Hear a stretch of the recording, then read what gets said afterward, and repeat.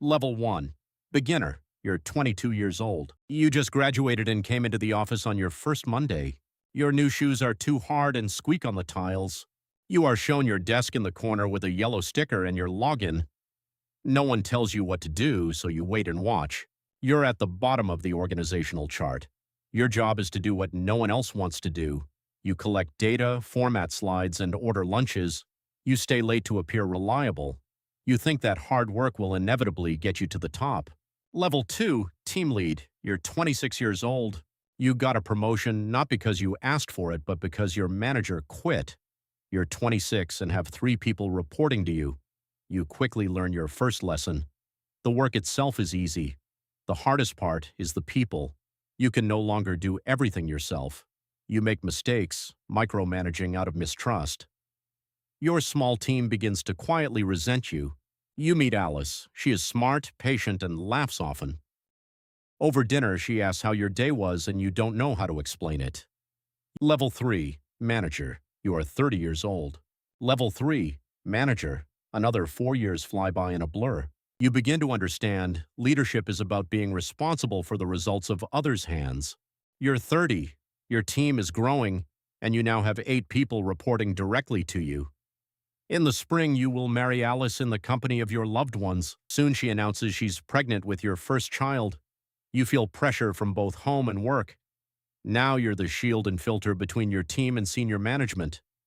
You have to make your first real layoff. This person has a mortgage and a family, but you give them hard words. You hire a young guy and remember yourself in your hard shoes. That same winter, your son is born. You promise him you'll always be there. Level 4, Senior Manager. You are 35 years old. You're 35 years old. You oversee the work of a group of managers. Your daughter is born. Mornings at home turn into joyful chaos. At work, you no longer manage employees. You manage managers. You're 2 levels removed from the real work. You have to rely on the veracity of your subordinates' reports. You learn to read between the lines and ask the right questions. Your entire day now consists of meetings dedicated to other meetings. Due to problems with a client, you miss your son's game. Due to a missed deadline, you don't have time to put the children to bed. You promise yourself this will be temporary. You sincerely believe it. Level 5, Director. You are 40 years old. You're speaking to a group of 20 executives. Time begins to move differently. It waits for no one anymore. You have an entire department and hundreds of people under your command. For the first time, you have a real budget with lots of zeros. You no longer think about tasks, you think about strategy. You learn corporate politics and start playing the game. The tension in the marriage is becoming apparent. Alice says you're never around. You apologize, take a shift for a couple of weeks, but then disappear back into work. You're chasing something at the top without even knowing exactly what it is. You're getting closer to your goal, so you keep climbing. Level 6, Vice President. You're 45 years old. You stand in front of a modern bathroom mirror looking at your aging face. Your son is 14, your daughter is 12. You miss the formative years. You supervise hundreds of people in several departments. The higher you rise, the more you have to make decisions blindly. You never have complete information, but you still have to make decisions. You learn the art of managing the expectations of those above you. When your department screws up, you take the hit. You stand before the board of directors and take all the blame. Your people appreciate it, but leadership becomes increasingly lonely. Protection always flows only downwards. No one protects you. Level 7, Senior Vice President. You're 50 years old. You sit at the head of a luxurious boardroom table. The children are grown. The house is empty. There's a polite distance between you and Alice. You're more like partners now than the couple who married 24 years ago. You manage thousands of people, but to you, they've become just numbers on a report card. Your job now involves maneuvering among other executives. You build coalitions and strike deals at the negotiating table. You use money, status, and fear to motivate people. Coming home at night, you realize you've forgotten how to do real work. Your daughter is going to university, but you're the last to know. It hurts, but you keep climbing.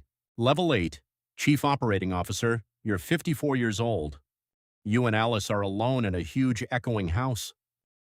The survival of the entire company now depends on your decisions. The fates of tens of thousands of families rest on your shoulders. In a quiet conference room, you approve a painful restructuring. With the push of a button, you cut 800 jobs. You justify it by saying you saved the other 12,000. But that night, you can't sleep. The power you wield begins to frighten you. You would give anything to have that small team of 3 back. Level 9. CEO. You're 58 years old. You stand looking at the city lights. Your posture is commanding, but deeply lonely. The board of directors has chosen you. You're at the very top. 30,000 people and billions of dollars to your name. Your face is on the cover of a magazine, but it's the loneliest job in the world. Everyone wants something from you. Everyone is playing a role when you walk into a room. You can no longer distinguish sincerity from fear for your job. You close a plant, and an entire city dies. You open it, and the city blossoms. You have it all. Money, power, status, the best office in the building. But looking at the city lights at night, you feel only absolute emptiness. And you understand. The climb never ends. There is always another step ahead. Level 10. Chairman, you're 65. The young woman, as the new CEO, accepts your golden pen from your hands with deep respect. You're leaving the CEO job on your own terms. You're an advisor now. You guide those who succeed you. You watch the younger CEO make the same tough decisions in the dark. The hardest lesson in leadership is knowing when your time is up. The company will outlive you by a century, and you care about its future. You've reached the top of all the charts to see the big picture. Your granddaughter asks what you did for a living. You say, I helped people work together. The cycle continues. Somewhere around now, a 22-year-old newbie is putting on his first squeaky shoes.